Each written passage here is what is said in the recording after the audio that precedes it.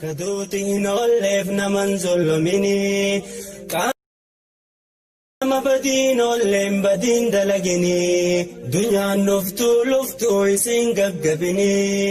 cirrachin biqilchuu ittiin facaasini ceetaan hin gingilchuu hin dhangalaasini utubaa reekkisuu ittiin hirkatini nama kaayyoon qabne faanaan dhaabbatini farda lugaaman qabne dhiisii yaabbatini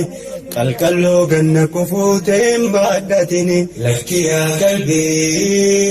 qalbii meeyfa dabii yaa qalbii hundaan lakkabdu yaa qalbii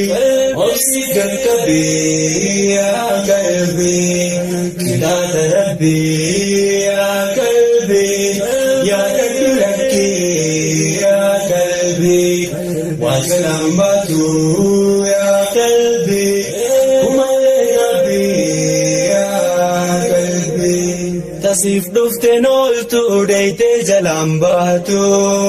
rizqiin tee abaduu tanamaa hin taatu addunyaan cuftinuu sitti wal yaammatu dachiisi buqqisuuf sitti jilbiifatu homuu waasin godhu hangamuu hammaatu rabbiin humna guutu inni